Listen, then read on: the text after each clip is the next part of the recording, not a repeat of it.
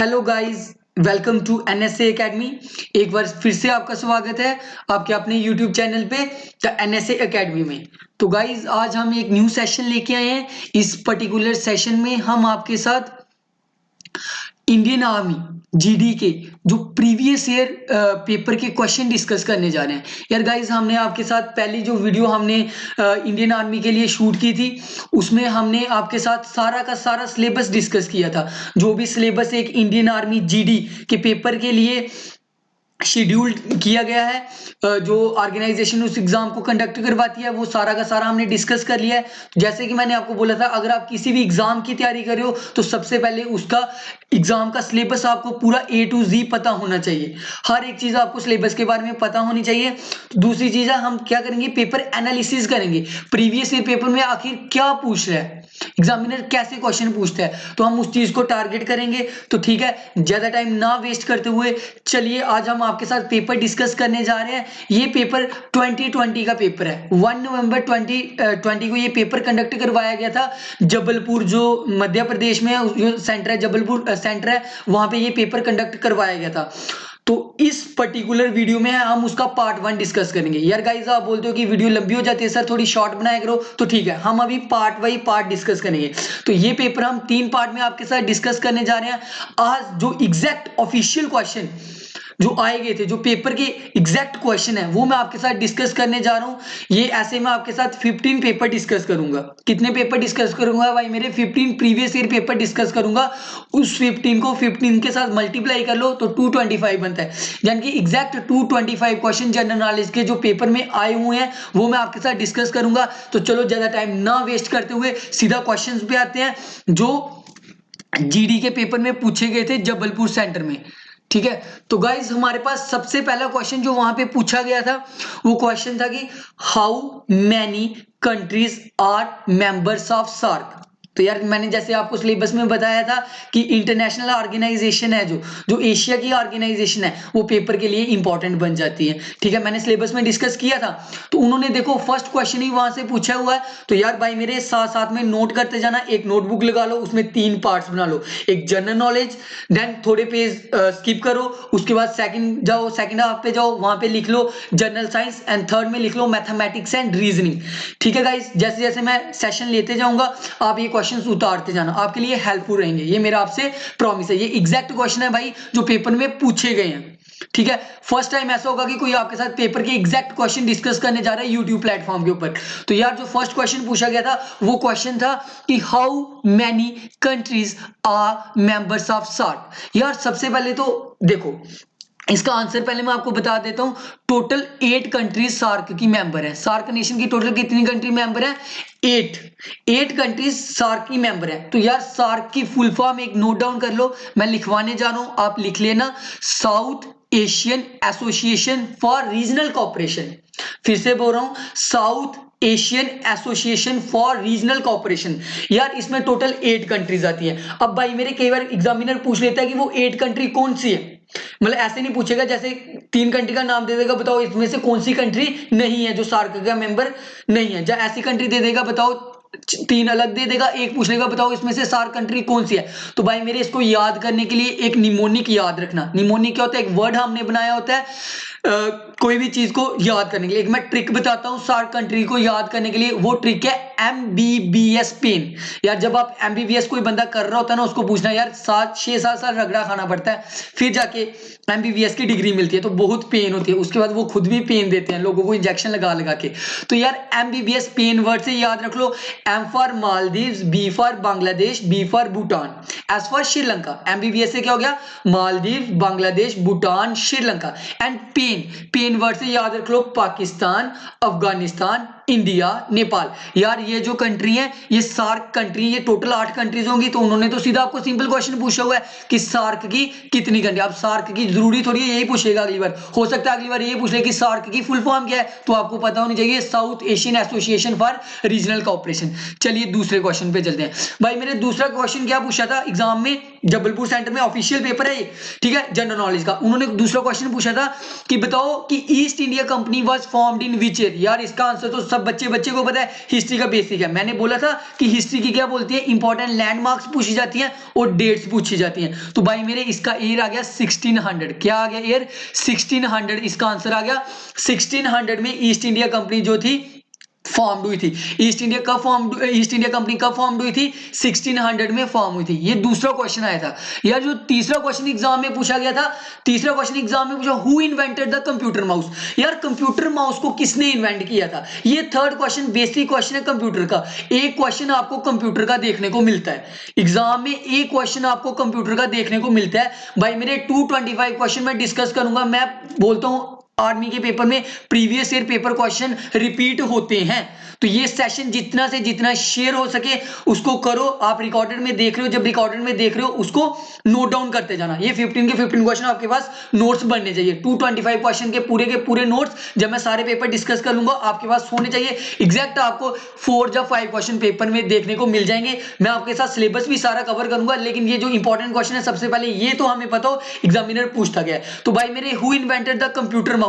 तो यार ये जो कंप्यूटर माउस है इसको इन्वेंट किया था डगलस एंगलवर्ट जी ने। किसने किया था? डगलस एंगलवर्ट जी ने, हमारे यहाँ जो जिन्होंने कंप्यूटर माउस को डेवलप किया था। चलो यार बाकी जो हमारे पास ऑप्शन है इन पे भी नजर डाल लेते हैं थोड़ी। यार बिल गेट्स का नाम तो आपने सुना ही होगा। माइक्रोसॉफ्ट के ये माइक्रोसॉफ्ट इन्होंने स्टार्ट की थी पॉल के साथ मिलके, ठीक है। दूसरा इवान सुदरलैंड। यार इवान सुदरलैंड जी, अगर हम कंप्यूटर की बात कर लें तो जो कंप्यूटर में मॉडर्न ग्राफिक्स के फादर हैं, कंप्यूटर में मॉडर्न ग्राफिक्स के फादर हैं वो है इवान सुदरलैंड जी। तो यार एलन ट्यूरी, इसको फादर ऑफ मॉडर्न कंप्यूटर बोला जाता था। इनको फादर ऑफ मॉडर्न कंप्यूटर कौन है? एलन ट्यूरी। और फादर ऑफ कंप्यूटर की अगर बात कर ले तो चार्ल्स बेबेज। यार सारा डाटा लिखते जाना, आप रिकॉर्डेड में देखोगे, ठीक है। इसको आप नोट डाउन करते जाना, ठीक है। अब चलते हैं हमारी फोर्थ स्लाइड पे, यानी कि फोर्थ क्वेश्चन पे चलते हैं। The first bullet train in India. यार जो फर्स्ट बुलेट ट्रेन थी इंडिया में उसने किसको कनेक्ट किया था? उसने कनेक्ट किया था भाई मेरे, इसका आंसर बन जाता है अहमदाबाद एंड मुंबई को कनेक्ट किया था। जो फर्स्ट बुलेट ट्रेन चली थी इंडिया में उसने किसको कनेक्ट किया था? भाई मेरे इसका आंसर बन जाता है अहमदाबाद एंड मुंबई। इन्होंने ये जो अहमदाबाद और मुंबई, ये जो दो मतलब स्टेट्स है, इनको कनेक्ट किया था फर्स्ट बुलेट ट्रेन ने। चलते हैं आज के अपने फिफ्थ क्वेश्चन में जो पूछा गया था, ठीक है। कौन से क्वेश्चन में चलते हैं? फिफ्थ क्वेश्चन में चलते हैं। यार फिफ्थ क्वेश्चन में क्या पूछा गया यार? Where is national museum of India located.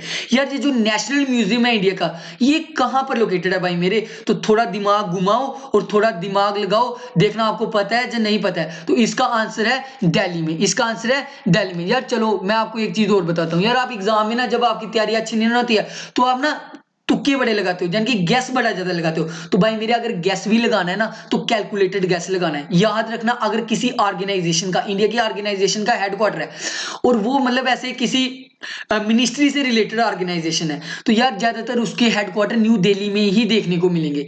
ज्यादातर हेडक्वार्टर कहां पे देखने को मिलते हैं? न्यू दिल्ली में देखने को मिलते हैं। तो अगर तो आपको आंसर नहीं पता है तो आप न्यू दिल्ली के साथ जा सकते हो। ये नहीं बोलना कि सब में न्यू दिल्ली लगा दो। सुनना, अगर कोई मिनिस्ट्री से रिलेटेड कोई ऑर्गेनाइजेशन है जैसे, उनके हेडक्वार्टर ज्यादातर न्यू दिल्ली के बीच में ही भाई मेरे, ठीक है। नेशनल म्यूजियम ऑफ इंडिया कहां पे लोकेटेड है? दिल्ली में। लेकिन अगर यही आपको कोई फाइनेंशियल ऑर्गेनाइजेशन के बारे में पूछा जाता है, जैसे आरबीआई के बारे में पूछ लिया जाए, ठीक है, जैसे स्टेट बैंक ऑफ इंडिया के बारे में पूछ लिया जाए, तो यार ये जो फाइनेंशियल हेडक्वार्टर्स है ज्यादातर मुंबई के बीच में है। तो अगर आपको कैलकुलेटर गैस लाना, अगर आपको एग्जैक्ट आंसर नहीं पता है तो फाइनेंस के लिए आप मुंबई के साथ जा सकते हो, और बाकी जितनी भी गवर्नमेंट ऑर्गेनाइजेशन वगैरह है उसके लिए आप न्यू दिल्ली ऑप्शन के साथ जा सकते हो, ठीक है।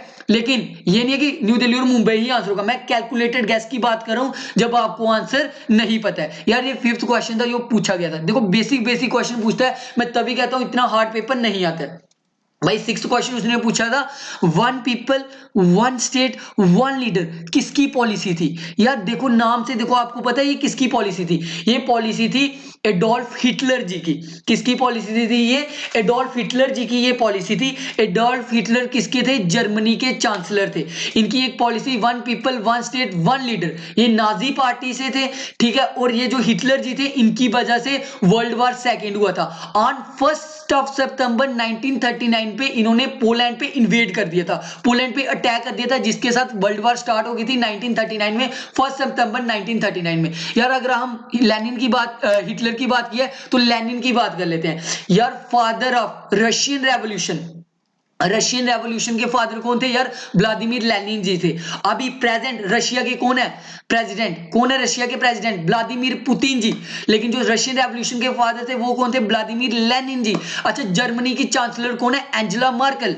कौन है चांसलर? कौन है? Angela Merkel. यार चलते हैं अपनी 7th स्लाइड पे और 7th क्वेश्चन पे। जो 7th क्वेश्चन पूछा गया था पेपर में वो ये पूछा गया था कि वाइस प्रेसिडेंट का टेन्योर कितना होता है? टेन्योर होता है बच्चे कि वाइस प्रेसिडेंट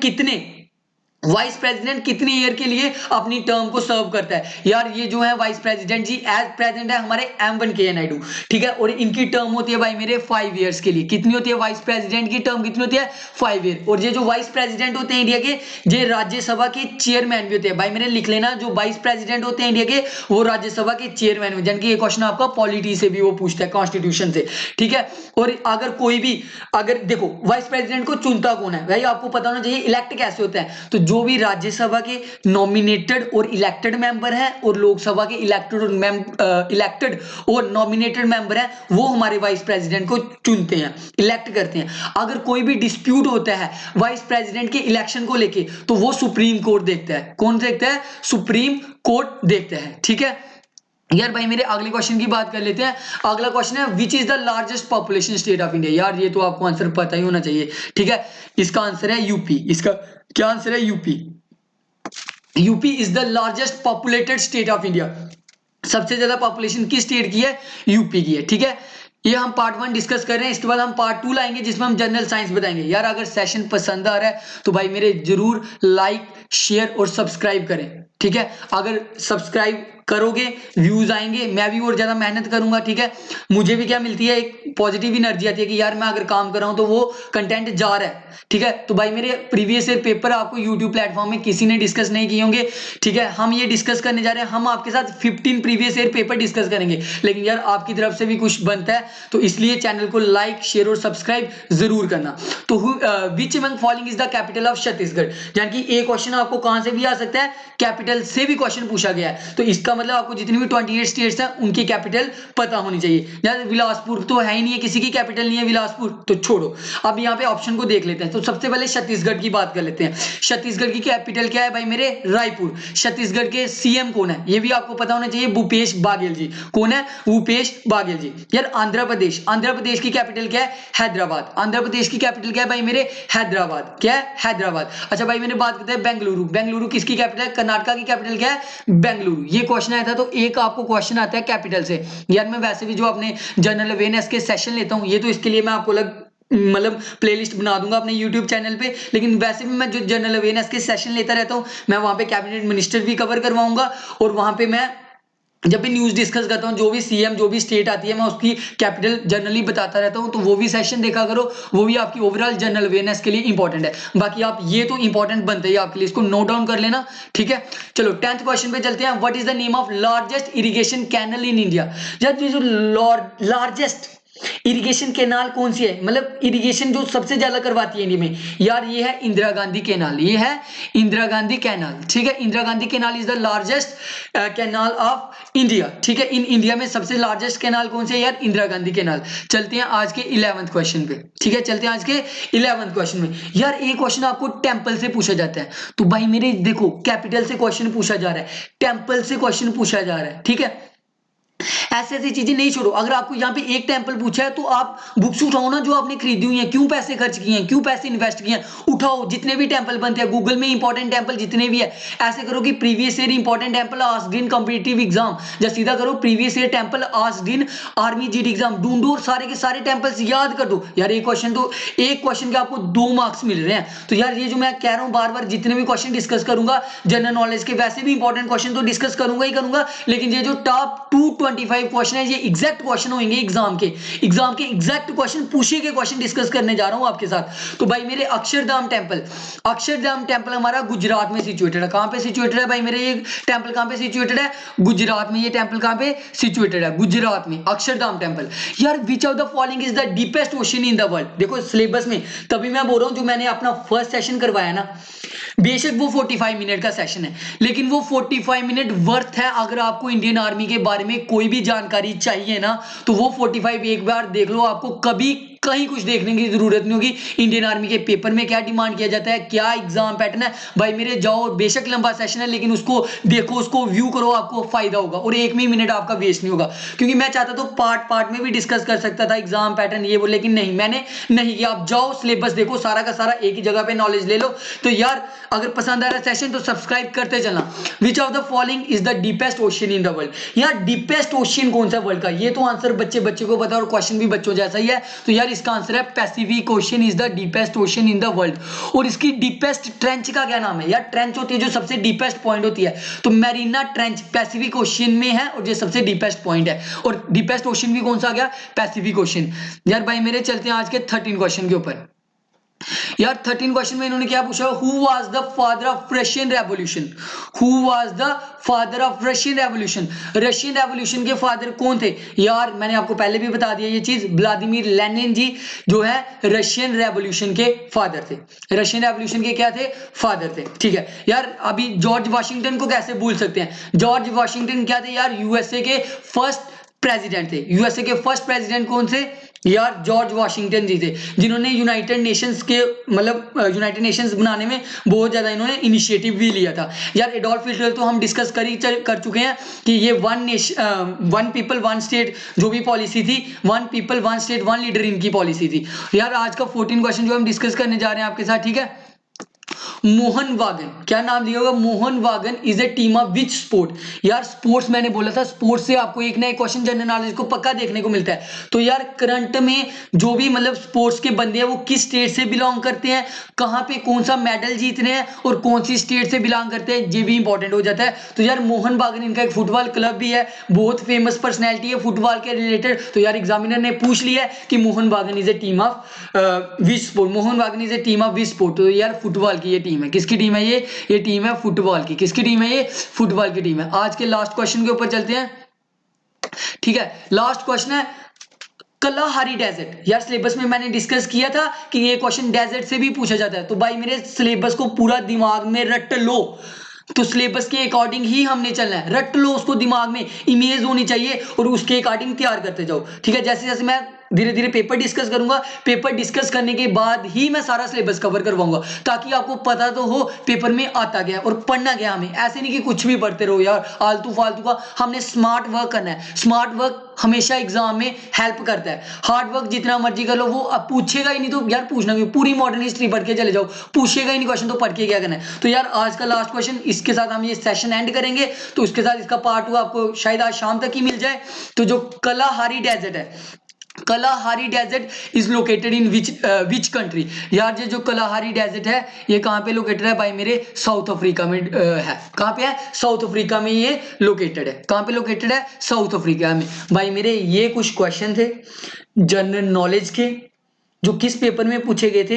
ये जो 2020 में, नवंबर 2020 में एक पेपर हुआ था जबलपुर सेंटर में। भाई मेरे इसका फर्स्ट पार्ट हमने आज डिस्कस कर लिया है। सेकंड पार्ट में हम जनरल साइंस डिस्कस करेंगे, उसके भी 15 क्वेश्चन पूछे जाते हैं आपके एग्जाम में। यार 15 क्वेश्चन आपके मैथ्स के पूछे जाते हैं, 5 क्वेश्चन आपके रीजनिंग के पूछे जाते हैं। तो ऐसे सिलेबस में उन्होंने एग्जाम पैटर्न में 20 लिखे हैं साइंस के, लेकिन 20 छोड़ के वो 15 पूछते हैं और उसके साथ 15 क्वेश्चन वो पूछते हैं और 5 क्वेश्चन किसके पूछ लिए जाते हैं? रीजनिंग के पूछ लिए जाते हैं। तो यार ये आज का सेशन था किसके ऊपर?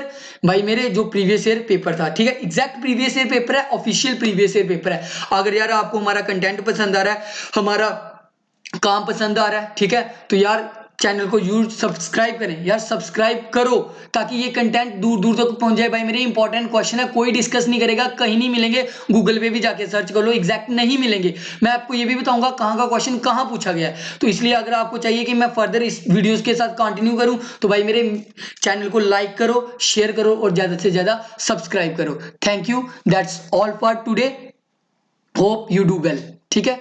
Thanks, thank you.